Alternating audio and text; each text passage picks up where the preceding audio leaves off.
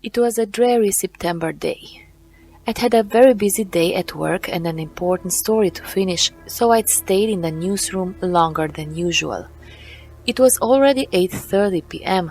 and I was walking home. Psychically, I was not very well. My father had died suddenly 2 months before. Heart attack. He was heartsick, but he hadn't given up smoking.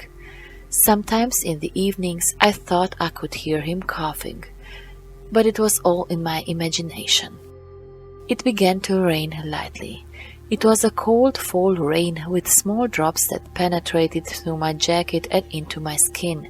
The sky was a blanket of dull, thick grey clouds, heavy with unrelenting rain that seemed to seep into everything. The once vibrant colors of early autumn, golden leaves, red berries, were muted under the constant drizzle. Puddles formed quickly in every crack, reflecting the overcast sky, their surfaces rippled by the raindrops that fell without pause. The air was cool and damp, clinging to your skin with a faint smell of wet earth and decaying leaves. The streets were slick and empty, the sound of footsteps swallowed by the steady patter of rain.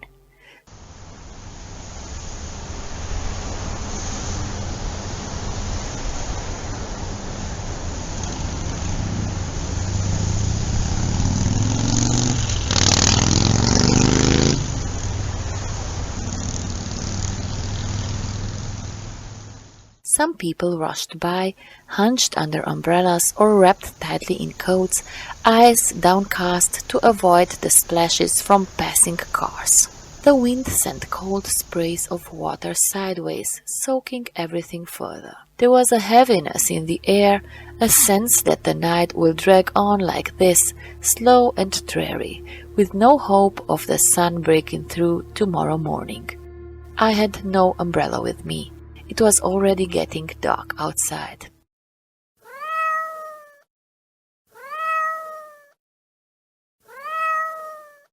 When I reached the corner of the block where I lived, I heard a cat meowing. I looked around and didn't see anything, but the meowing didn't stop, so I headed in the direction where the sound was coming from. When I got to the back of the block, I saw a cat that looked strikingly like my own, a little further away near a bush. It was grey, striped, slim. Of course it was Sasha, my old cat that I had rescued when he was the size of a palm.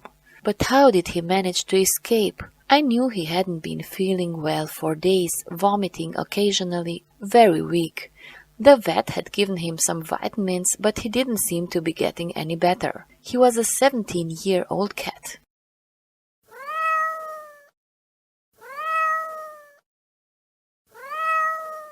Anyway, Sasha was meowing loudly. When I wanted to move closer to catch him, he ran further away towards a parking lot in a less well-lit area between the blocks.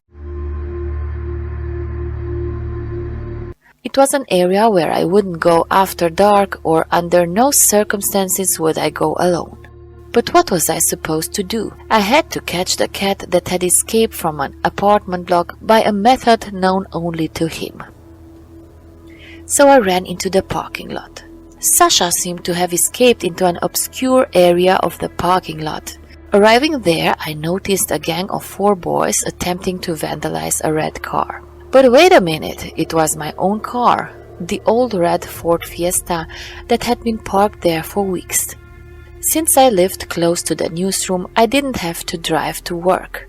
And anyway, I lived in a city where parking lots weren't exactly easy to find. In any case, the 4 teenage boys had put up the windshield wipers and were now scrambling to move the mirrors. One of them pulled a graffiti spray out of his bag and was about to write something on my car when my mouth caught me on the front and I shouted shrilly, "Hey, what are you doing there?" "That's my car!" The 4 men stared at me in astonishment for 2 seconds and stopped their stupid game.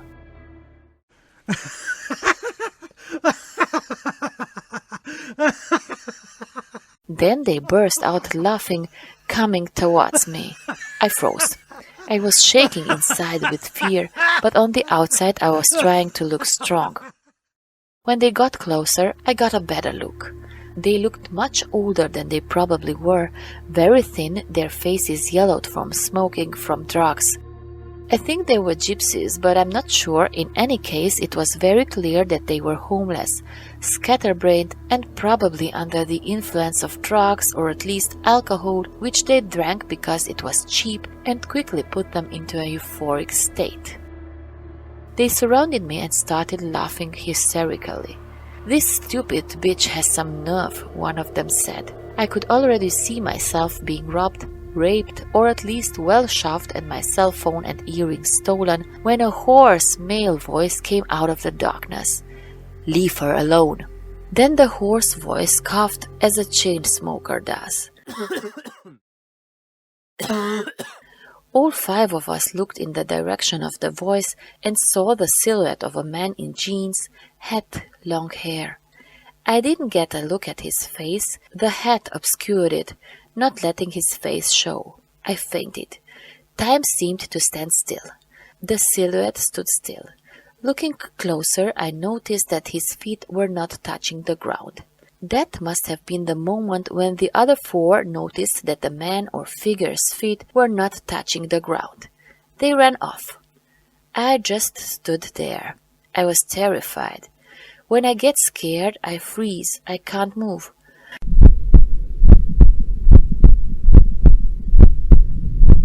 My heart was pounding to jump out of my chest. The silhouette passed me with the speed of the wind, passing over some bushes and getting lost in the darkness. When he was beneath me, he gave me one look. His eyes were hollow, dark shadows that seemed to pull in all light, and its expression was a mixture of sorrow and timeless patience, as if it had been waiting for ages. It was clearly a ghost.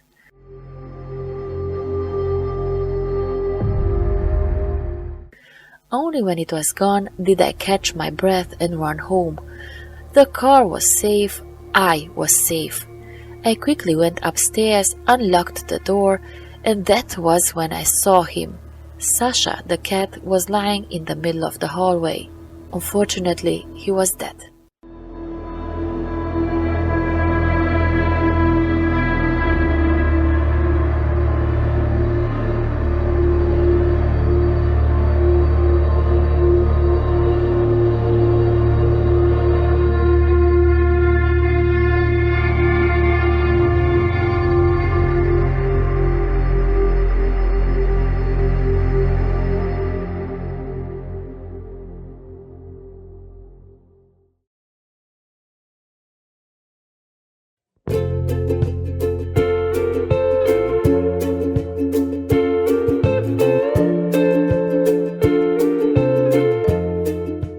The Transylvanian sky was a muted canvas of grey clouds drifting lazily above the rolling hills and dense forests. For Radu, the young soldier trudging along the cobblestone path, the day felt even darker. His heart weighed heavy in his chest, his thoughts as turbulent as the distant mountains. The army had become an unbearable burden. Every day was a relentless cycle of grueling training, barking officers, and cold, sleepless nights. He had thought he could handle it, at least until he'd received the letter that shattered his heart. Maria, the girl he had loved for as long as he could remember, was engaged, and not to him. The ink on the parchment was still fresh in his mind. The news felt like a physical blow, knocking the breath from his lungs. Her promises of waiting for him, of being together once his training was over, had turned to lies. She was to marry Florin, the baker's son, a boy who had never known the hardship of the army, who had stayed behind while Radu was shipped off to train for a conflict that seemed more distant by the day. Radu had always found solace in the small Catholic church at the heart of a little village not far away from his military unit. Its bell tower stood like a silent sentinel over the village, a modest structure of stone and wood nestled at the front of the Carpathian Mountains. Every Sunday before he left for training, he had attended Mass there, kneeling in the hard pews and watching the light from the stained glass window dance on the altar. It had been his sanctuary. Now he sought it for a different reason. After Mass, Radu slipped away from the others unnoticed as the elderly priest gave his final blessings. He climbed the narrow wooden stairs to the bell tower, his boots echoing in the empty stairwell. His breath was ragged, his hands trembling. The gun at his side felt heavier than it ever had. He reached the top where the wooden beams creaked beneath his weight. The view of the village below was peaceful, the thatched roofs of the houses blending into the mist that hung over the hills. The smell of incense still lingered in his nose from the Mass, mixing with the scent of aged wood. But none of it brought him peace. "This is the end," he whispered to himself, fingers brushing the cold metal of his pistol. He had made his decision.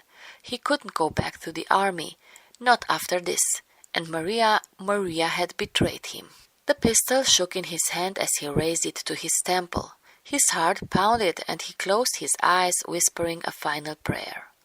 "Please forgive me."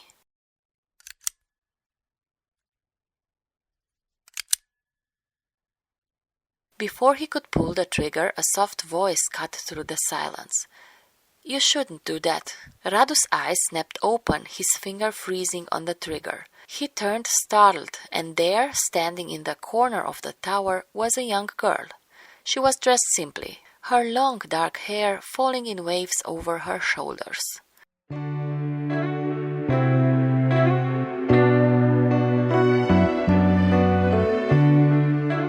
Her eyes were wide, the color of storm clouds before rain, filled with an old mixture of sorrow and understanding.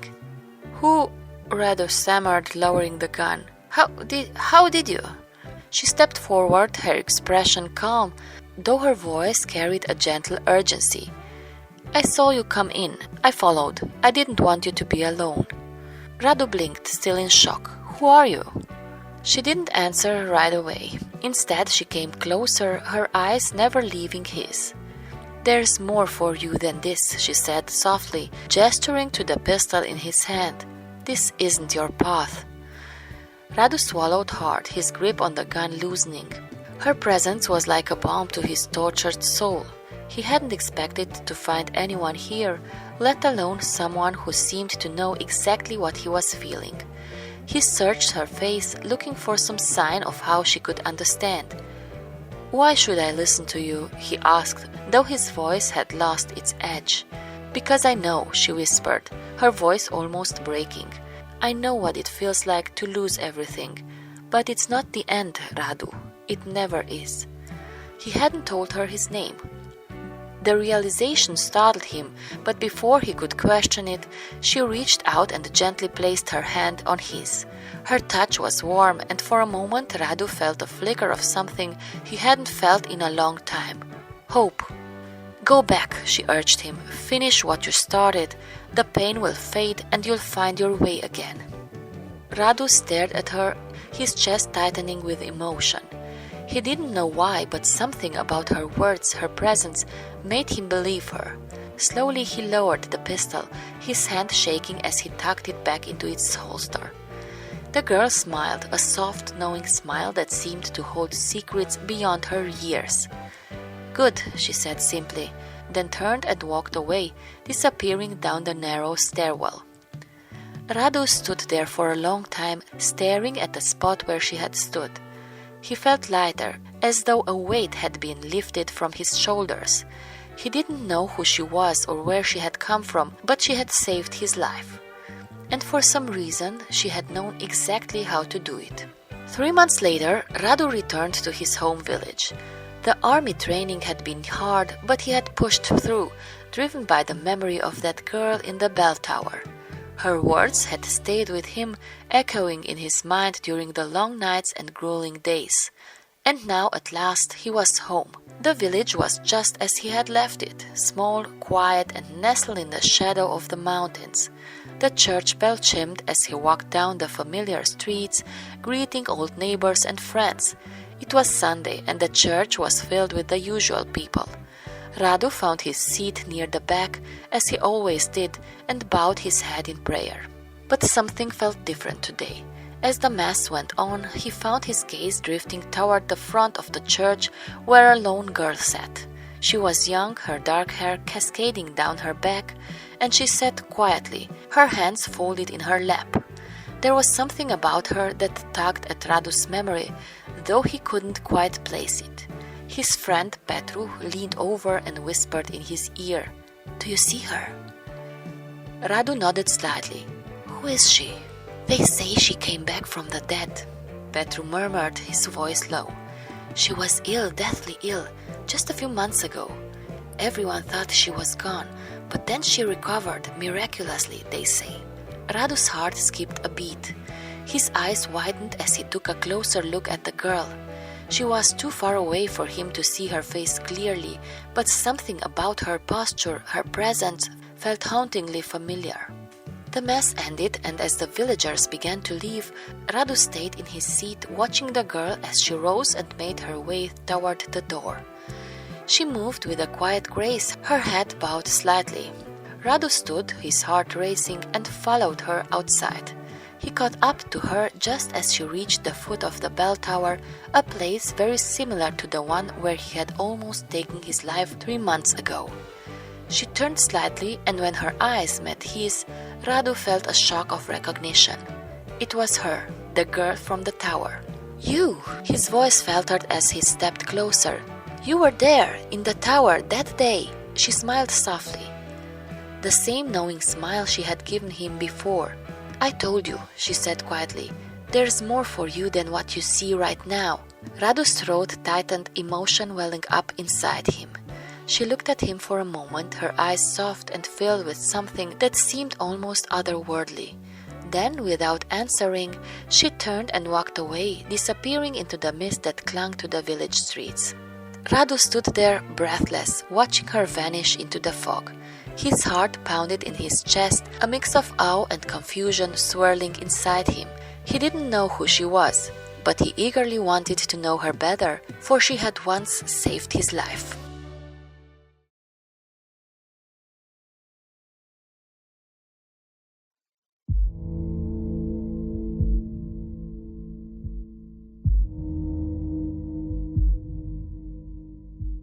This is a story my grandmother, who lived in a Romanian village in Transylvania, told me a long time ago. Everybody knows that the legend of Dracula has its origin in Transylvania, a miraculous land where other fantastic creatures would live, such as fairies called Iele, water monsters, or even werewolves. Because I can't remember all the details of the story, I wrote a text that combines the real and the imaginary. I leave it to the audience to decide what might be real and what might be pure imagination. And the story goes like this. Anna and John had been together for a year when they decided to get married. They were the most beautiful and envied couple in the village. She, a young seamstress, blonde, blue-eyed, slender, with a soft voice, and he, a rebellious young man with brown hair and jet-black eyes, a mountain of a man, strong, fearless. It seemed as if the most successful specimens of the Homo sapiens race had mated, at least in the idyllic little Transylvanian village where the two protagonists of my story lived. I'm sure their love was the envy of many. What did he see in her? Some of the village girls wondered, and the men, some of them, sighed in sadness. Oh, what a beauty of a woman John has found. Anna and John had a fairy tale wedding, which, though it lasted only a day and a night, brought almost the whole village together around their love story. The villagers celebrated with wine and fine food, and the pipers made the music reverberate throughout most of the gorge of the river that flowed there. Nothing seemed to stand in the way of their happiness. Anna was working from home, and John was a blacksmith who went to work every day. He worked in a trade, making wrought iron gates, tools, and other useful things.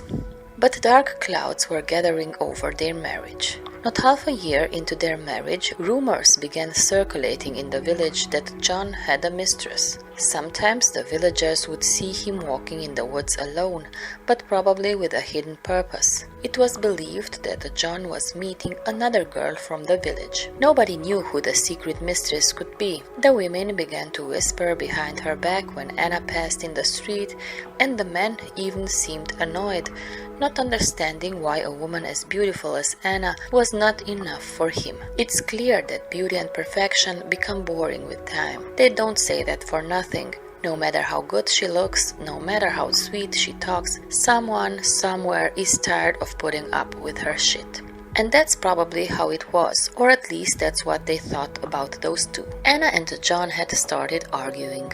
Of course, in a small village, rumors travel fast and eventually reach those involved.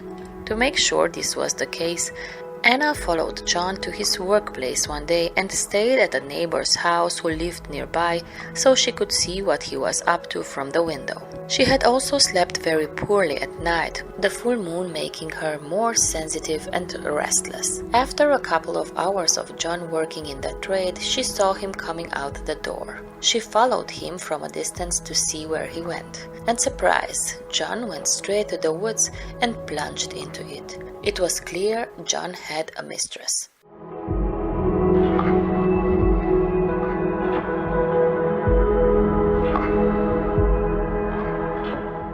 Anna stormed home, determined to hold him to account once he got home. The afternoon came and John returned home. It was a warm, pleasant, late fall day. The sun still had strength, and the leaves of the trees had colored yellow, red, and orange. A few were still green. The forest's feast of the colors could have gladdened any heart, but Anna's heart was broken. "Where have you been?" she asked in a scolding tone. "I was at work," John replied calmly. "You're lying. You went to the woods to meet your girlfriend," Anna shouted at him. John glared at her with eyes flashing with anger. His hair ruffled on his body, and he replied angrily, "I'm gone. I can't live with you. If you believe all the lies, I have nothing more to discuss with you." But Anna didn't give in. "It's not rumors. I saw it with my own eyes. You went into the woods. What were you doing there?" She held him responsible. "Oh, so now you're stalking me. Fine, I'm gone. I have nothing more to discuss with you," he replied, as if snarling through his teeth. John got up from the table, the chair he'd been sitting on tipped over, and he disappeared out the door. It must have been a wise decision to leave, otherwise they would certainly have had a very bad row, and who knows where they would have ended up. Verbal violence can always turn into physical violence. Anna was left alone. Bitter tears streamed down her angry red cheeks. She could not believe that the man she had once loved so much and still loved had betrayed her trust. She was sad, angry. After crying like that for about an hour, she decided to wipe her tears. John was not the only man in the world. She was young and aware of her beauty. She looked in the mirror. The flowered dress made her look even more beautiful. She decided to mind her own business, to take her mind off her thoughts. There was mown hay in the garden that Anna wanted to collect. As a housewife, she didn't shirk the hard labor of housework. She looked frail, but she was strong in every way. So she picked up her pitchfork and began to gather the mown and dried hay from the garden. Their house was on the edge of the forest. A light wind was blowing, but it was not cold, it was really warm. Summer still had a little power to warm the earth, the air, and her.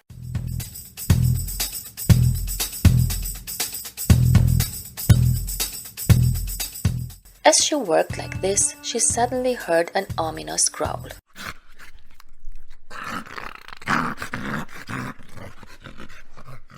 Looking around, she saw a large wolf preparing to attack her. Anna gasped. The animal was huge, fierce, with large, sharp fangs. Suddenly, it leaped at her. Anna swung her pitchfork at it, wounding it on the back. But the wolf didn't give up. The fight went on for several minutes, during which time the animal tore at her beautiful flowery summer dress, but failed to bite her. She instead wounded him on the back and managed to make him flee into the bushes.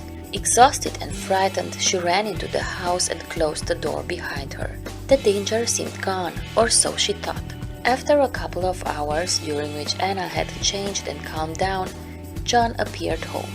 She breathlessly told him about her encounter with the wolf, how she had wrestled with it and managed to make it disappear back into the woods. They were both much calmer and discussed their problems. They ate dinner together quietly, and Anna thought that maybe her man really wasn't lying to her. He had told her that he had gone to the forest to help the forester identify the animal that had apparently been causing trouble for other villagers. The big wolf that had attacked Anna had become a real problem for the village and had to be caught and killed. And John, being a strong man, had gotten into act. Anna was quiet. At night, when they went to bed, John went first to take a shower. When he undressed, Anna saw his back. He had 3 deep cuts where the blood had already clotted. Anna shuddered. What had happened to her husband? Seeing the deep wounds on his back, the image of the wolf she had chased away with a pitchfork flashed into her mind. But she quickly pushed her thoughts away, trying not to think of such horrifying things.